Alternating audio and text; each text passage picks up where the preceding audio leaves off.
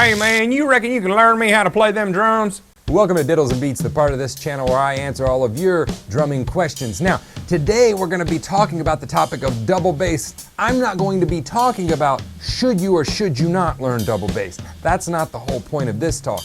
The whole point of this talk is, will learning double bass inhibit the growth of your right foot? In other words, will you go backwards with your right foot if you decide to start adding some double bass to your repertoire? But before we get started with that, I have a question for you. I want to know, who is your favorite double bass drummer? Put it in the comments section below. Let's start a conversation about it. And one of the first things I did whenever I started drumming and got serious about it was I was like, I want to form a band and I want to form a punk rock band because that's all that matters in this life is punk rock music. At that time in my life, that was pretty much my thought. So that's what I did. I got together with some of my friends and started this straight edge outfit that we titled The Goodies. And we totally dominated all of the local competitions. We played numerous concerts to at least 3 or 4 people in several sketchy places. I mean, it was a punk rock band.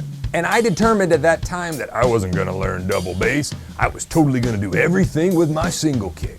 Did I mention I was straight edge? Straight purist. It was gonna be single kick. Now, I'm not saying there's anything wrong with that decision. I totally support your decision to just play single kick drum. And you know what? I did for years, and I don't regret that at all. What I want to discuss is, will learning the double bass and spending time working on the double bass hinder your development in the right foot area or hinder your development as a drummer, if that makes sense? I get questions from students quite a bit where they're asking, I think I want to learn some double bass, but I don't want my right foot to go backwards. I don't want the speed there to go backwards. So let's break the issue apart, talk a little bit about it. It's funny how you look at things after you've been a student and you're now a full-time teacher. Now I'm looking at things from a more of a comprehensive aspect where I'm going, do I want to limit myself in any area?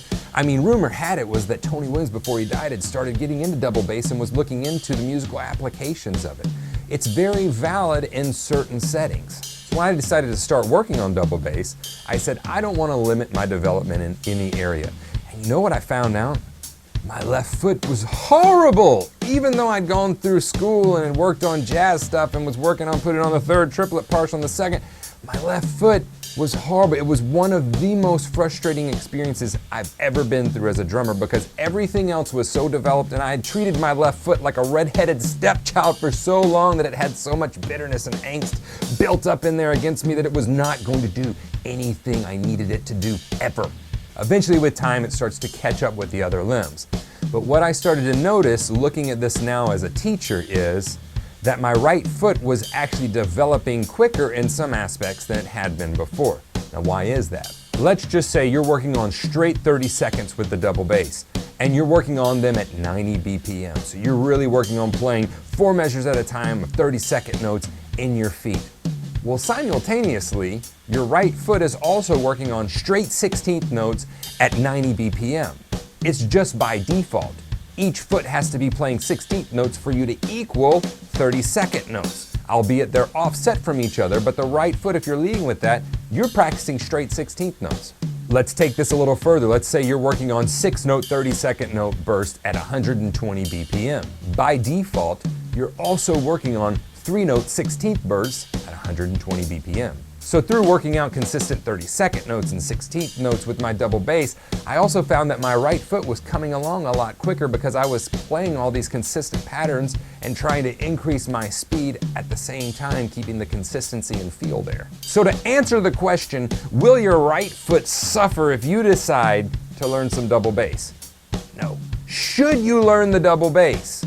I don't know. I mean, should you? That's a decision you have to make. It's not my decision whether you learn double bass or whether you find musical application to it. I do know that it's very close-minded to say, I will never learn double bass, it's just not my thing. Well, drumming is my thing, and I don't ever want to close any doors to opportunities, rhythmic, otherwise in life, that I might have by learning something like the double bass. Hopefully this has got you thinking a little bit about should I or should I not play double bass, and will it actually hinder my right foot development if I do? Tune in later this week on Wednesday and Sunday for new videos. Jump over to Facebook, Instagram, or Twitter. Hang out with me there. We're on day, I don't know, 16 or 17 of Fat Beats on Instagram, and I'm having a blast doing it. If you're looking to have an organized and consistent way to work through some drum lessons, check out the members area. The link is below this. Be sure and download 30 Days to Better Doubles if you haven't. Free downloadable lesson pack. Take the 30-day challenge. I promise you, you won't regret it. But regardless, I'll see you here in the next video.